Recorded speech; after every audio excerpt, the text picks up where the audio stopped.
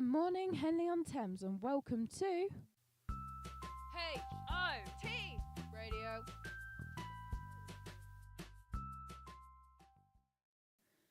Our top stories today are college raises awareness and help towards the Nepal earthquake. We'll be talking to the principal at Henley College about the programme they have put in place. U vs stress. We'll be discussing the exam stress that you guys face and how to conquer it. The head of student services will be speaking to us. Have any of you college lot got any free time? Why not join the enrichment programme? Stay tuned in and you'll find out what the enrichment programme can offer you. The regatta season is nearly upon us. As final preparations are being put in place, we'll talk to those living in Henley and try to understand why the regatta means so much to Henley and what they think. There's this and much more on today's issue of Hot News. HOT Radio.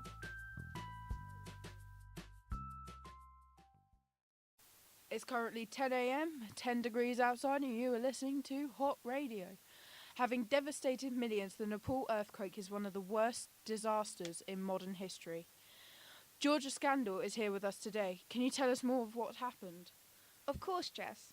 Reaching a magnitude of 7.8 on the Richter scale, the earthquake in Nepal has already claimed the lives of over 7,000 people, with at least 8.1 million being affected in some other way. With the initial tremors being felt on the 25th of April, it is quickly approaching the 1-month anniversary of the disaster.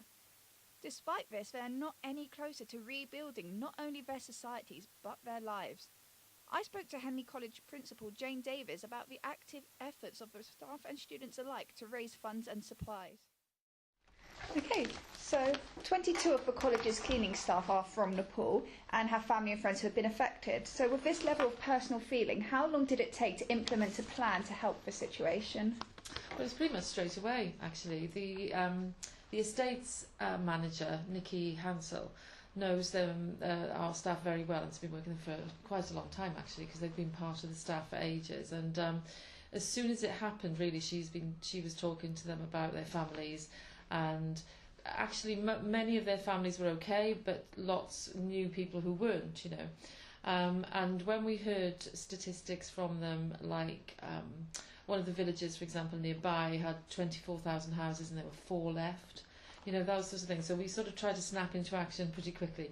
So I think overnight, and Nikki did a lot of this work, she managed to get a tent and set up a stall, as you've seen outside in reception, and then engage our local business, moving business, Wilkins, within 24 hours, I think, really.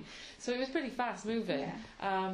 And I think it was quite slow to start with, and then as soon as we got the word out there that we were collecting, we've had a really big, just an amazing result, more than we ever thought. So she worked very fast, I have to say. Okay, and so on the college website, it actually mentions a sort of a box filling initiative. So that's a very interesting concept. Can you just sort of expand on that and tell us a bit more about what that entails? Well, the reason we went for the box initiative was because I think younger people in particular, and I'm sure you remember, at school in the local area and across the country actually, there were the shoebox appeals for certain charities, Christmas time usually, and that tends to get people thinking, especially in younger age groups like in primary schools where they decorate the boxes and put lovely bits and bobs in. And the concept of boxes then extended to the fact that we could really target what we wanted to do with the donations. So there were food boxes given for those people who didn't really have a lot of spare stuff at home but wanted to go to the supermarket and buy things. And then other boxes that we could target to different areas in Nepal, or at least the charities could, with things like clothing and tents, children's nappies and all those sorts of toiletry type stuff. So that's where it came from, really, the fact that box appeals tend to be more popular because, I don't know, they seem to get people's imagination more. Awesome. And this list isn't exhaustive, is it, either? So the clothes, the toiletries, if someone can think of something else like water purification tablets or little toys, that's fine as well, is it? It is, and the restriction really we have is on haulage and freight, and therefore if it was anything, and I don't think anyone would bring anything like this, but anything flammable, for example, I know that some people have asked us whether camping stuff would be a good idea, and yes, it is a good idea, but we can't send it by freight or whatever. So yes, things outside of the list, as long as they're sendable, if you like, are fine.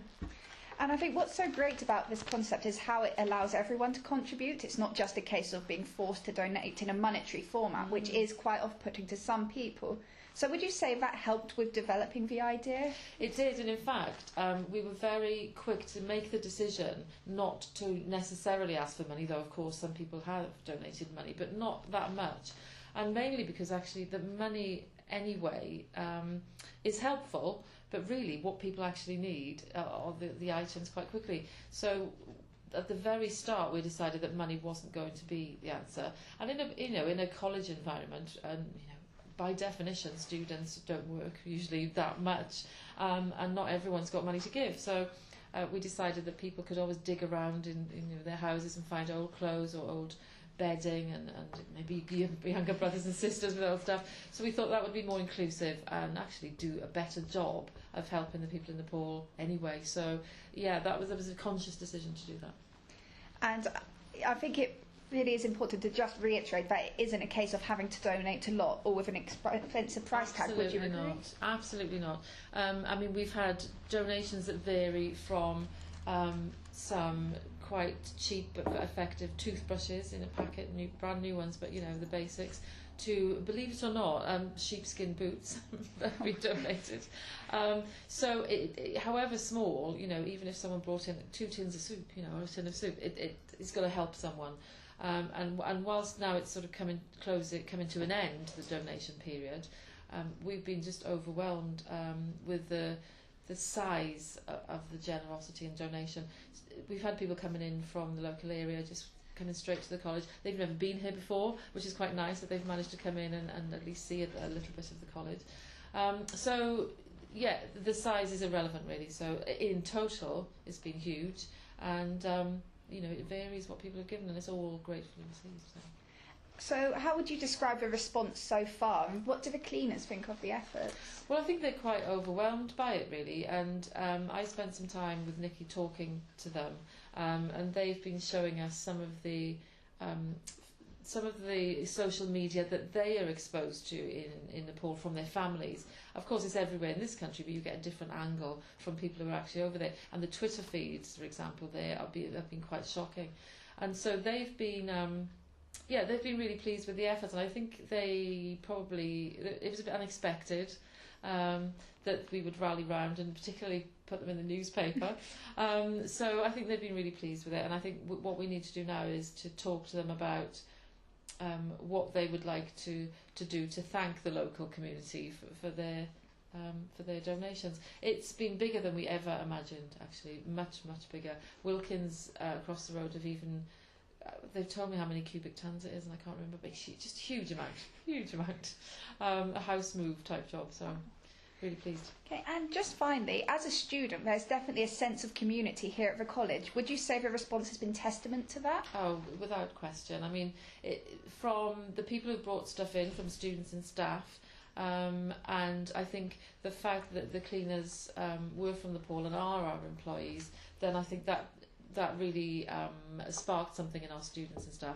And some of the students have been helping to man the station, to pack the clothes, especially at this busy time with exams, So I think it's overwhelmingly positive for the college. And any closer links we can get with the community, the better. I mean, we are very important to the community, actually, but they're also important to us. So I think there's been... I'm really proud of the college for doing this, actually. Okay, thank you very much. Okay.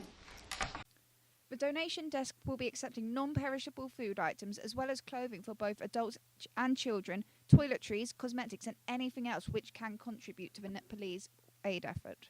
This time of year is always seen as a stressful period, especially for schools and colleges, as exam time is upon us. We had a talk with the head of student services here at Henley College about what they put in place to help those suffering with exam stress. You've been the head of student services for some time now. How would you describe your job? It's a challenge. Very busy, particularly this time of year. My job is literally the welfare and well-being of students in the college. So the day-to-day is different reasons, different needs for me to be dealing with within the college. With being the head of student services, you have put many things in place for students. What can you offer the students here at Henley College? We offer them, the basics, things like the library services, the student learning centres, reprographics, those sorts of things. But also we offer bursaries, financial support. We offer transport, counselling service for students that are struggling. And now recently, since January, we've now got the college nurse on site who's here 3 days a week as well, helping with the welfare. When referring to the counselling service that you have made accessible to all students at college, what sort of things do you or one of the counsellors here at college work on with the students when referring to exam stress? The main thing we look at is mindfulness, is learning how to relax, learning the relaxing techniques that you can have, starting to think about other things other than exams, having breaks, having a sport or an activity to do outside of college, because a lot of the students come to us and they are literally doing 7, 8, 9 hours of revision and not having any breaks, and that's the biggest problem, is that's the worst thing you can possibly do. So we work on relaxation rather than revision technique. Since you've been here at Henley College, or from a previous experience, is exam stress a common problem within college? Oh yes, particularly now. It gets worse year on year. This is probably the worst year I've had since taking on the role. If someone was suffering with exam stress right now, what advice would you give them and why? First thing I would suggest you do is take a break, take a deep breath. It's not the end of the world. I would also consider going to see the college nurse, coming to see student services in the blue room behind reception, making an appointment to see the counsellors. If you can't do that, it is really just having some sort of revision timetable. Make sure you build in breaks, make sure you sleep a lot, don't drink alcohol, don't drink loads of caffeine. Just try and have a healthy lifestyle and talk to someone. So this college is rather huge. Just to confirm, where can students find you or gain help from you within the college? It'd be quite hard to find me in my role because I'm head of student services, but certainly the blue room behind reception is the student services main area. Personal tutors have direct links through to me, so if there's problems with students, personal tutors contact me within sort of an hour, so then I can be found. But I'm actually right at the top of the D2 building, so it's 4 flights of stairs, so most people just phone me. So mainly the blue services room behind the reception. Obviously, exam stress is quite a big issue within colleges and schools. Can you iterate why it's important for students to seek help if they are struggling? The problem with exam stress is it can lead on to other things. That's the problem. So as students become more and more stressed, everything else becomes an issue. And what we don't want is exam stress leading to sort of the panic attacks, mental health sort of issues that can occur. So as soon as you're starting to feel stressed, you should seek help so that you can start to learn how to deal with it and make it more positive than a negative thing. Because actually, stress is good. I get stressed, and if I didn't get stressed, I wouldn't be good at my job. But it's learning that it's the good stress, not the bad stress. Okay, thank you. Exam stress affects a large amount of students, not only within the UK, but within the whole world. Childline conducted a questionnaire on pre-exam stress. It said that over 96% of 1,300 kids that did it said that they were anxious about up-and-coming exams, as well as 64% saying they had never ever received help for exam stress. But sadly, due to exam stress, a third of people have attempted to take their own lives by the age of 16. On the upside, the government have now put in over 22 million back into child welfare to support them in their emotional trials such as exam stress. College is one of the last points of education that we will all go through. Although it can be stressful and tiring, it isn't all work, is it, Clara? No, that's right, Jeff. In the studio with us now is Linda Conifray, who is the head of enrichment and hockey coach at Henley College. How are you today, Linda? I'm very well, thank you. In the sunshine, a lovely day. Yes, it's a really lovely day.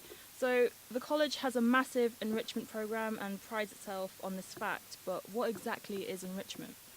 The enrichment programme are all non-curricular activities. It's a way for students that come to the college to increase their experience of being here, being able to join in and participate in lots of different varieties of activities that they possibly wouldn't have been able to do for reasons of finance or reasons of opportunity, and coming to the college we can give you this opportunity to have a go at things, something you haven't done before. Wow, okay, so why do you feel it benefits the students? Well, it benefits the students because it may be something they actually could be quite good at.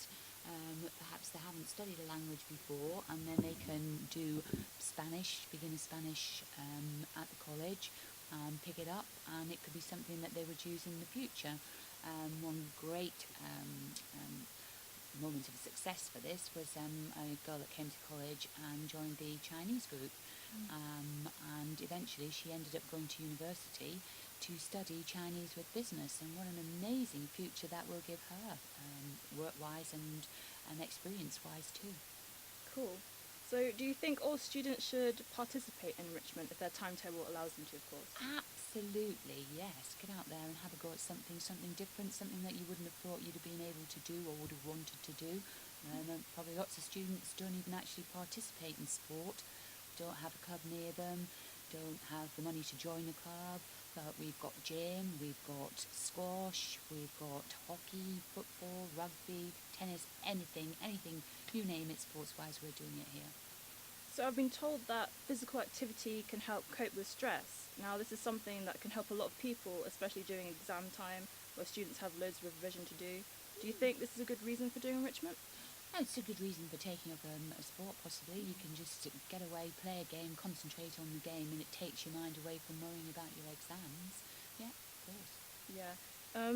As part of the enrichment programme, you have the World Challenge, where students get the opportunity to help out in poorer countries. Why have you chosen to do this? Well, it's also part and parcel of the giving you more of an experience for your time at Henley College, to be able to go off to another country, to be the whole experience of actually being involved in a totally different culture, something that you wouldn't imagine that you could be involved in, to be helping some people more unfortunate than you are with, I don't know whether it be a community project, working in school or whatever, but also for you as a student to then take all of this new knowledge as you go on to university or whatever you want to do in life, and expand your horizons. I'm pretty sure students will be interested in this. For those eager to participate, how do they sign up? Well, just keep an eye on LearnZone. Obviously, we're not doing it's finished now. The World Challenge is organised for this year, but the World Challenge will be out there for next year for students if they want to join up. Just keep an eye on LearnZone. Watch out for announcements, students' newsletter, anywhere that we communicate with you, really. Would you recommend this to students or, specific type of students that would enjoy this type of experience? I would absolutely recommend it to anybody, absolutely. I don't know one student that hasn't come back and said it was the absolute opportunity of a lifetime. It's something you'll never forget. It's great to put down on your CV. It's sort of you as a person. It makes you grow as a person. You've experienced a lot more things than other people have. Absolutely 100% the best experience that you could ever possibly have. The only thing I would say that you would have to have sort of a reasonable amount of fitness. Obviously you're going to be doing lots of trekking. Obviously you're going to be living in conditions that aren't quite as you would be living at home, but then that's part and parcel of the experience. So yeah, certain level of fitness definitely, and also you have to be committed to it because it is expensive. For the month's trip it'll probably cost you in the region of about £3,700 to £4,000. You get lots and lots of help with your fundraising, but basically it's down to you. You have to actually want to raise the money to get you on your way to go there. So you're also a hockey coach here at Henley College. What has been your best experience so far? Absolutely the best experience is last year winning the Nationals. We won the Nationals Cup for mixed hockey. It was an amazing time there. A great culmination to 2 years of hard work for the team. That's really cool. So thank you so much for joining us. And thank you very much for having me on the show, Clara. You're welcome. Yes, we've learnt so much about the enrichment and the World Challenge, and I'm pretty sure that other students will certainly enjoy doing these activities. So thank you very much. Thank you. It's currently 10:10. It's 11 degrees outside, and you are listening to Hot Radio. H-O-T Radio.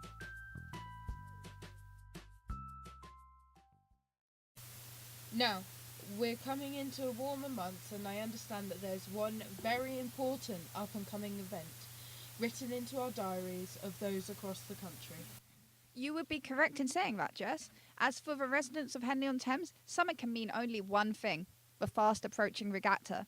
An annual event since 1839, it has secured its position as being one of the most profound social events in the town's calendar.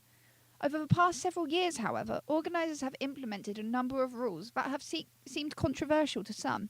Most notably, dresses must not pass the knee, and men must wear jackets and ties. Additionally, a ban has been issued preventing fake tan, miniskirts and dresses which expose ample cleavage from being worn. Has this alienated those from attending? I spoke to residents to find out. Can you explain whether you think the regatta is a positive experience for Henley? I think it is, because it brings people here, puts us on the map. Yeah, I think it's positive because it brings people together and it promotes Henley as a town. Have you ever attended yourself, and do you think the values have changed in any way? Yeah, I think it was all much more sort of old-fashioned and Edwardian when we first came to Henley, but now I think, well, I work in the Oxfam shop and we get people coming in saying, is my skirt long enough, or they've been turned away. I think it's a bit ridiculous. I've walked around it once and it wasn't very nice, and I'm not going to go again. It's pointless. Do you plan to go this year? I'm thinking about it, but I don't know. No. No. The majority of those we spoke to concluded that they would not be attending this year's regatta, with one lady who did not wish to be recorded, stating that it is not for the likes of her and is a gathering for society's elite, with many citizens stating that they no longer felt that this was for, and I quote, the people. One cannot help but fear that this former community affair has changed its focus from entertaining the masses to a primary wealthy demographic. It's currently 20 past 10, it's 12 degrees outside, and you are listening to Hot Radio. H-O-T Radio.